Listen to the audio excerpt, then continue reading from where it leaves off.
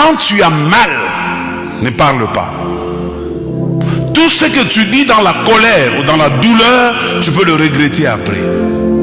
Dans beaucoup de couples, il y a des problèmes de ce genre. Maman était dans une colère, il a lâché une parole que papa continue à regretter jusqu'aujourd'hui. Malgré qu'ils se sont réconciliés, mais papa continue à souffrir de cette parole.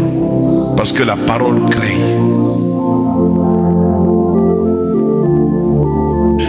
Parce qu'il faut éviter de vous dire, moi je vous dis, j'ai de l'expérience. Il y a certaines paroles, quand vous le dites, vous le prononcez à votre femme, à votre fiancé, à votre ami,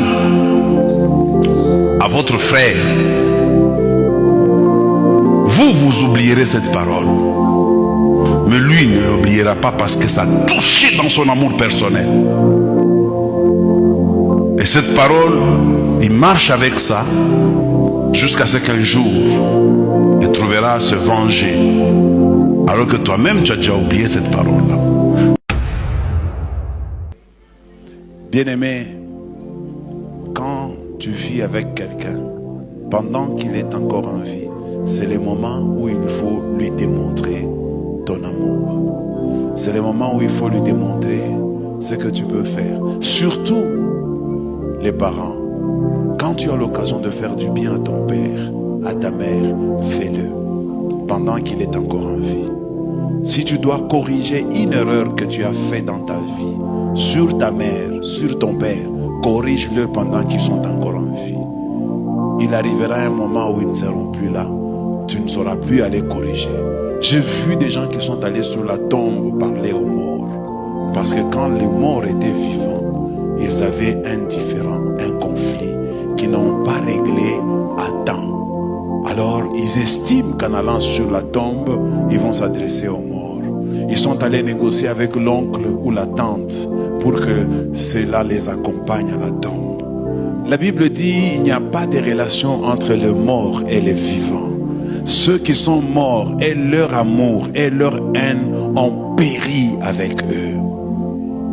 Quand quelqu'un est décédé, il n'y a plus de secours. C'est fini. Vous ne pouvez plus rien faire. Même si vous appelez l'oncle, on n'en parle à boule, mais l'oncle n'a plus de pouvoir. C'est arrivé aussi à Pierre. Église, écoutez-moi bien. Ce que je vais vous dire va vous aider. Quand nous marchons avec Dieu au début, c'est vrai, c'est difficile. Mais quand nous arrivons à notre destination, ça s'empire. Est-ce que je peux vous expliquer ça autrement? Vous demandez à Dieu du travail. Vous avez la foi que Dieu va vous bénir. Cette année ne va pas se terminer.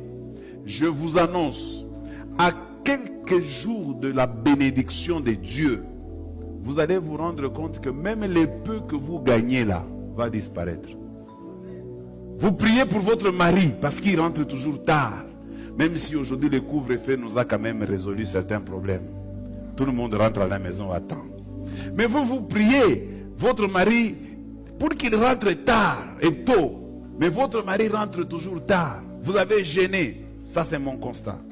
Dès que vous terminez votre jeûne de 2 jours, de 3 jours pour votre mari, ces jours-là, vous allez constater que votre mari ne va même pas rentrer tard. Ce jour-là, il ne vient même pas. Alors vous sortez de votre jeûne, vous vous dites, mais ça c'est quoi ça? Est-ce que j'ai pris le bon Dieu ou bien je suis dans l'erreur? J'ai gêné pour mon mari. J'ai fait des sacrifices pour que Dieu m'entende. Dieu m'a parlé. Ce qui devient encore très compliqué. Quand Dieu vous parle, dans votre prière, il vous montre votre mari est rentré. Vous êtes restés ensemble. La vie est devenue belle dans votre vision. Mais quand vous vous réveillez le matin, le mari a fait 2 jours.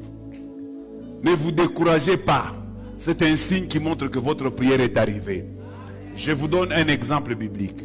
Dieu dit aux enfants d'Israël, lorsque l'iniquité des Amoréens aura atteint leur comble, alors l'Éternel interviendra. Parfois Dieu attend que certaines choses pourrissent pour qu'il intervienne. Prenez aussi le cas de Lazare. Lazare est malade. On envoie le message à Jésus. Un 5 jours avant que Lazare ne meure, Jésus ne bouge pas. Jésus est calme. Le jour suivant, Lazare est mort. Jésus ne bouge pas. Il est au courant sans que personne ne lui dise. C'est lui-même qui informe à ses disciples, notre ami Lazare dort. Personne ne le lui a dit. Donc il sait que Lazare est mort. Il attend. Il pouvait aller rapidement pour aller le guérir même avant qu'il ne meure. Il a attendu jusqu'à ce que Lazare a commencé à se décomposer. Vous savez à quel jour, quand l'homme meurt, quand est-ce qu'il commence à se décomposer? Le deuxième jour. S'il meurt aujourd'hui à 7 heures, encore avec la fraîcheur de la nuit, il peut tenir. Mais demain, ça devient un problème. Il commence à se décomposer. Lazare a fait 4 jours. À l'époque, il n'y avait pas de frigo, il n'y avait pas, on n'embaumait pas les gens. Donc Lazare sentait déjà comme sa sœur l'avait dit. Jésus attendra que ta situation pourrisse pour qu'il intervienne. Vous savez parfois pourquoi il intervient?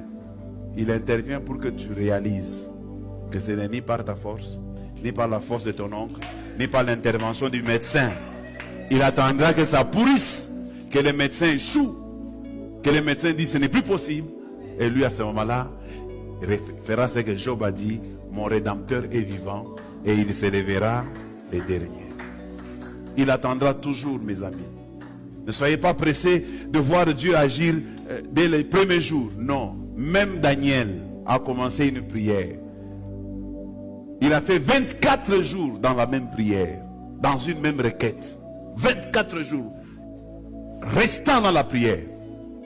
Mais c'est à la 24e journée de sa prière que la réponse fut donnée.